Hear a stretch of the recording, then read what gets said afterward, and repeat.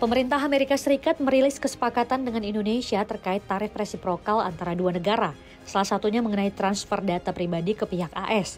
Pernyataan itu terpampang dalam pengumuman di situs resmi Gedung Putih yang berjudul Joint Statement of Framework for United States-Indonesia Agreement on Reciprocal Trade.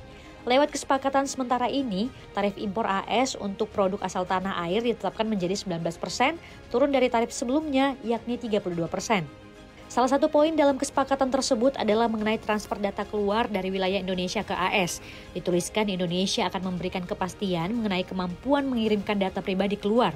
Sementara itu, dalam pernyataan lainnya yang berjudul Fact Sheet, The United States and Indonesia Reached Historic Trade Deal, dan disebutkan kemampuan memindahkan data pribadi itu disediakan dengan perlindungan data berdasarkan hukum Indonesia. Menteri Komunikasi dan Digital Mutia Hafid menyatakan kesepakatan tersebut masih tahap finalisasi dan pembicaraan teknis masih berlangsung. Mutia juga menyatakan pernyataan bersama yang diunggah Gedung Putih tersebut bukan bentuk penyerahan data pribadi secara bebas. Menkom Gigi menegaskan pengaliran data antar negara dilakukan berdasarkan Undang-Undang Nomor 27 Tahun 2022 tentang perlindungan data pribadi. Mutia juga memastikan transfer data yang dilakukan ke AS tidak dilakukan sembarangan dan tidak ada hak warga negara yang dikorbankan.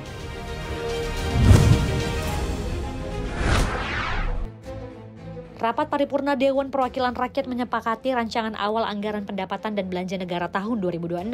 Dalam dokumen yang disampaikan ke DPR, pertumbuhan ekonomi Indonesia ditargetkan berada di kisaran 5,2 hingga 5,8%. Sementara itu, tingkat inflasi diperkirakan terkendali di rentang 1,5 hingga 3,5% dan nilai tukar rupiah terhadap dolar Amerika Serikat dipatok antara 16.500 hingga 16.900 per dolar AS. Untuk sektor keuangan, suku bunga surat berharga negara tenor 10 tahun diasumsikan berada di kisaran 6,6 hingga 7,2%. Sedangkan harga minyak mentah Indonesia atau ICP ditetapkan antara 60 hingga 80 dolar Amerika Serikat per barrel, mengikuti dinamika pasar global. Pemerintah juga menargetkan lifting minyak bumi sebesar 605 hingga 620 ribu barel per hari dan lifting gas bumi antara 953 hingga 1017 barel setara minyak per hari. Dari sisi postur fiskal, pendapatan negara ditargetkan berada di kisaran 11,71 hingga 12,31% terhadap PDB.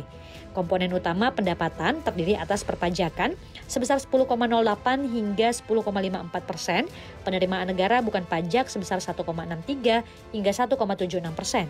Sementara itu belanja negara dalam APBN naik pada tahun 2026 sebesar 14,19 hingga 14,83%.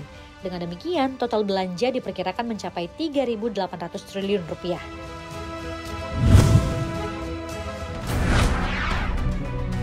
Menteri Ketenagakerjaan Yasserli buka suara mengenai bantuan subsidi upah atau BSU.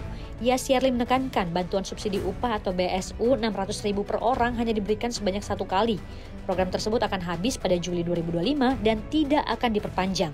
Secara keseluruhan hingga 22 Juli 2025, Kementerian Ketenagakerjaan mencatat penyaluran BSU mencapai 89,71% dari total 15,95 juta penerima. Ditargetkan pada akhir Juli 2025 ini penyalurannya bisa rampung. Kementerian Ketenagakerjaan melaporkan terjadi perubahan angka penerima BSU Rp600.000. Setelah hasil verifikasi, data penerima berubah dari semula 17,3 juta menjadi 15,95 juta pekerja. Direktur Jenderal Pembinaan Hubungan Industrial dan Jaminan Sosial Tenaga Kerja Kementerian Ketenagakerjaan Indah Anggoro Putri mengatakan penyesuaian ini dilakukan karena berdasarkan data sebelumnya banyak penerima yang tidak memenuhi syarat. Salah satu syarat yang disorotinya ialah penerima BSU harus aktif sebagai peserta BPJS Ketenagakerjaan sampai dengan April 2025.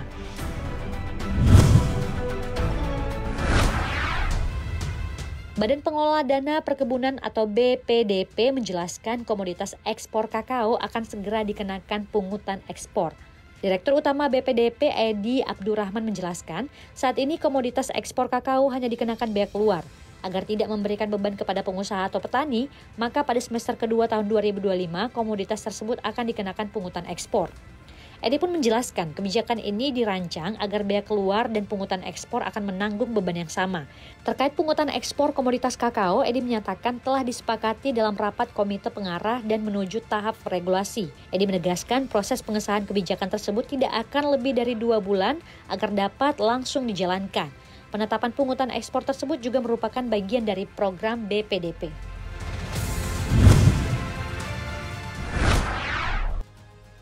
Presiden Amerika Serikat Donald Trump mengumumkan penetapan tarif baru untuk barang-barang impor dari Filipina sebesar 19%.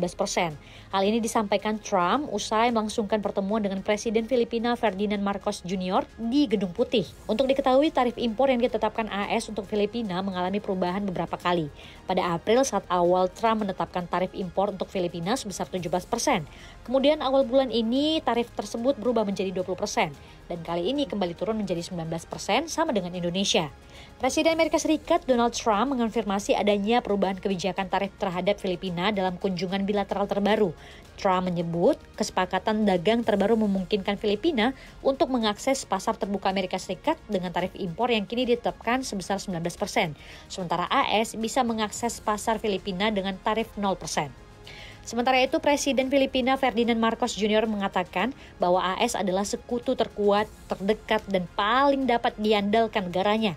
Ia menggambarkan kesepakatan penurunan tarif sebesar 1% untuk produk-produk asal Filipina sebagai pencapaian yang signifikan.